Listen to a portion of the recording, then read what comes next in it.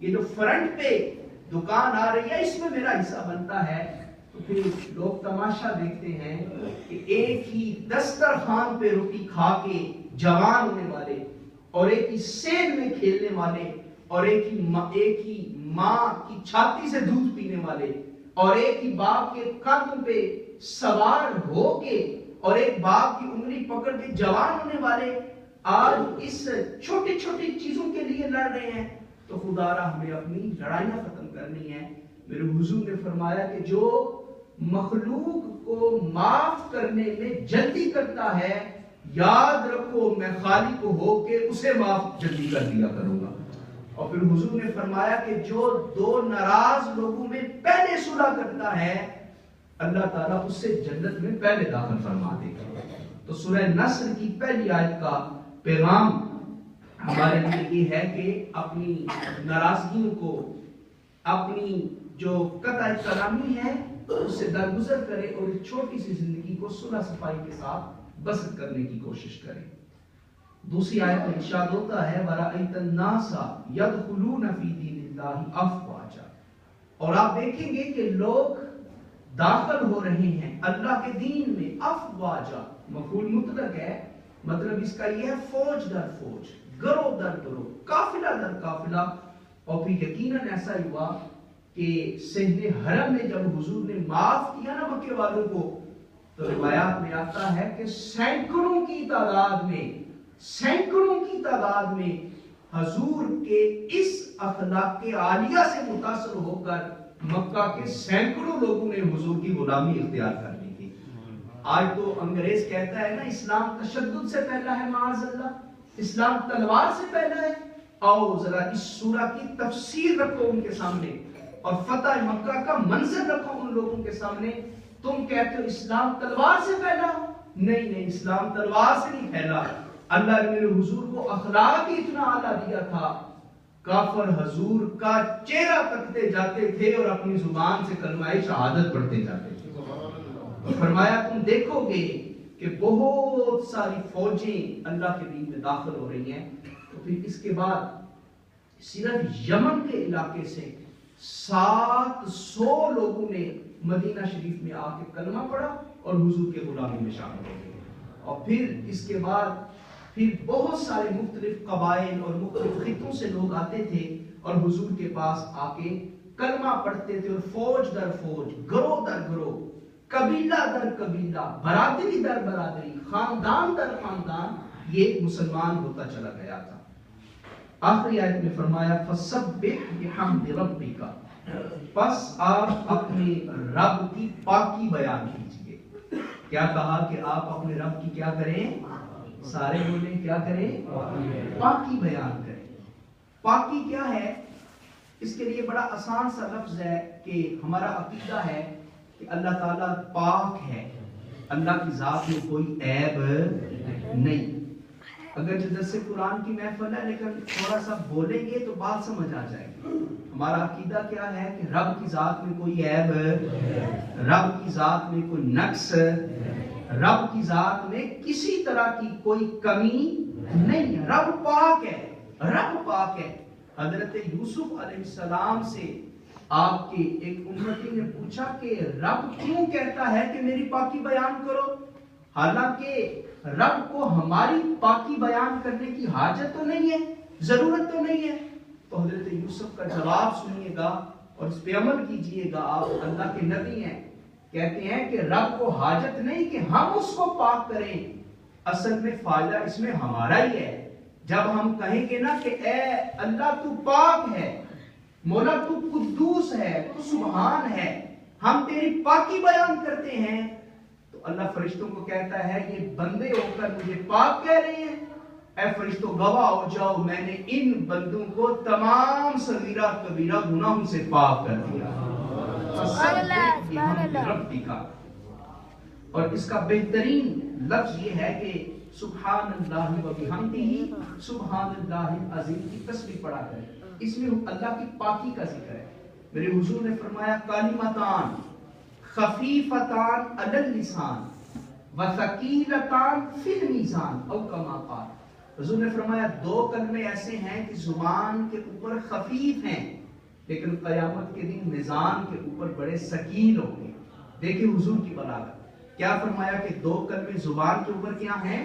خفیف، ہلکے ہیں، یعنی پڑھتے ہوئے تکلیف ہوتی نہیں ہے، جلدی جلدی ادا ہو جاتے ہیں، لیکن اس کا اجر اور اس کا وزن اور اس کا ثواب اتنا ہوگا کہ ان 2 کلموں کی وجہ سے اللہ کل قیامت کی دن میرے اور آپ کے نامہ اعمال کو نیکیوں سے مزین فرما دے گا. تو حضور نے فرمایا، ایک اور بخاری کی حدیث ہے، فرمایا جو رب کو پاک کہتا ہے نا، سبحان اللہ العظیم کہتا ہے، اللہ اس کے نام کا ایک درخت جنت میں لگا دیا کرتا ہے. تو رب نے کہا فسبح بحمد ربک، اپنے رب کی کیا کرو؟ پاکی بیان کرو. آگے فرمایا واستغفرہ، اور اپنے رب کی بارگاہ میں مغفرت بھی مانگا کرو، استغفار کیا کرو. استغفار کیا ہے؟ اپنے گناہوں کی معافی مانگنا، اپنی غلطیوں کی معافی مانگنا، اس کو استغفار کہتے ہیں. اور استغفار کا اتنا زیادہ فائدہ ہے، آپ توجہ کیجئے گا، سورہ نوح میں رب نے فرمایا استغفروا ربکم انہ کان غفارا، کہ اپنے رب کی پاکی بیان کرو کیونکہ وہ غفار ہے. یرسل السماء علیکم مدرارا ویمددکم باموال وبنین ویجعل لکم جنات ویجعل لکم انہارا. حضرت امام حسن رضی اللہ تعالی عنہ کے پاس ایک بندہ آیا اور کہنے لگا حضرت دعا کریں، بارش نہیں ہو رہی، کھیتیاں سوکھ رہی ہیں، دعا کریں. تو حضرت امام حسن نے ارشاد فرمایا کہ تم رب کی بارگاہ میں استغفار کیا کرو. وہ چلا گیا. تھوڑی دیر کے بعد دوسرا آیا، وہ کہنے لگا حضرت میرے ہاں اولاد نہیں ہے، دعا کریں. حضرت امام حسن نے کہا تم بھی استغفار کیا کرو، تم بھی کیا کرو؟ استغفار کرو. وہ چلا گیا. پھر تھوڑی دیر کے بعد تیسرا سائل آیا، وہ کہنے لگا حضرت میرا کاروبار نہیں چلتا، رزق کی کمی ہے، خاندان بڑا ہے، رزق تھوڑا ہے، کیا کروں؟ استغفار اتنا بڑا وظیفہ ہے کہ حضرت مولا علی کے بیٹے امام حسن نے اسے بھی کہا کہ تم بھی استغفار کیا کرو. پھر چوتھا بندہ آیا، وہ کہنے لگا حضرت دعا کریں اللہ مجھے جنت عطا فرما دے. اللہ مجھے کیا عطا فرمائے؟ جنت عطا فرمائے. امام حسن نے کہا تم بھی استغفار کیا کرو.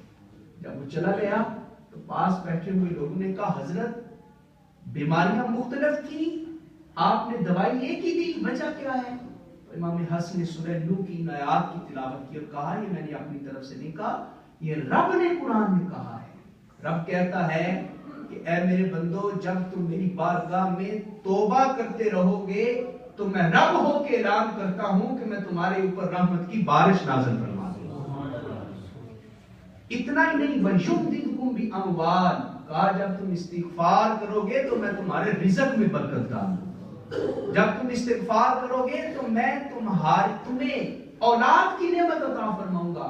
اور پھر فرمایا وَيَجْعَلْ لَكُمْ جَنَّاتٍ، اے میرے بندو استغفار تم نے کرنی ہے اور جنت دینا اور جنت میں گھر دینا یہ رب نے اپنے ذمہ کرم پہ لے لیا ہے. تو یہاں بھی رب نے فرمایا کہ وَاسْتَغْفِرْهُ، کیا کرو؟ رب کی بارگاہ میں کیا کیا کرو؟ مغفرت مانگا کرو، رب کی بارگاہ میں اپنے گناہوں کی معافی مانگا کرو. اور آخر میں فرمایا إِنَّهُ كَانَ تَوَّابًا، بے شک اللہ بڑا توبہ قبول کرنے والا ہے. آپ چاشنی دیکھیں، آخری جملے ہیں توجہ کیجئے گا. قرآن کا میں نے جو آغاز میں کہا نا کہ آسمان کے ستارے اتنے روشن نہیں جتنے روشن قرآن کے لفظ ہیں. آپ دیکھیں رب کا اپنے بندوں سے پیار کتنا ہے. فرمایا انہ کان توابا، تواب اس میں تفضیل ہے، سپرلیٹو ڈگری ہے. رب نے یہ نہیں کہا کہ رب توبہ قبول کرتا ہے، یہ نہیں کہا، بلکہ کہا کہ رب تو وہ ہے جو اپنے بندوں کی بہت زیادہ توبہ قبول کیا کرتا ہے، بہت زیادہ توبہ قبول کیا کرتا ہے. تو رب کی بارگاہ ایسی بارگاہ ہے جہاں سے اعلان ہوتا ہے اے میرے بندوں مجھ سے مانگو تمہیں عطا کروں گا، مجھ سے مغفرت مانگو تمہیں توبہ کی نعمت سے مالا مال کروں گا. اور توبہ کرنا اتنا بڑا وظیفہ ہے کہ فرمایا توبو الاللہ جمیعا، سارے کے سارے توبہ کریں، نیکوکار بھی توبہ کریں اور جو برے لوگ ہیں وہ بھی توبہ کریں۔ نیک توبہ کریں گے تو اللہ ان کے درجے بلند کر دے گا، گناہگار توبہ کریں گے تو اللہ ان کے گناہوں کو معاف فرما دے گا۔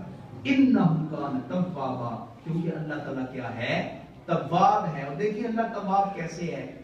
شام کو فرشتے رب کی بارگاہ میں میرا اور آپ کا نام اعمال پیش کرتے ہیں تو سارا دن ہم گناہ میں گزارتے ہیں، رب کی نافرمانی میں گزارتے ہیں، تو رب اتنا کریم ہے کہ جو فرشتے شام کے وقت ہمارے گناہ رب کی بارگاہ میں پیش کرتے ہیں، رب صبح کے وقت انہی فرشتوں کے ہاتھوں ہمارا رزق دے کے دنیا میں بھیج دیتا ہے۔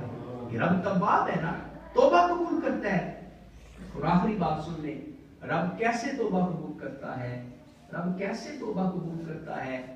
فرمایا یبدل اللہ سیئاتہم حسنات۔ اے بندے تو توبہ کر کے تو دیکھ، اے بندے تو میری بارگاہ میں ندامت کا آنسو بہا کے تو دیکھ، اے بندے تو میری بارگاہ میں ندامت کا اور شرمندگی کا اظہار کر کے تو دیکھ۔ یبدل اللہ سیئاتہم حسنات، اللہ نے قرآن میں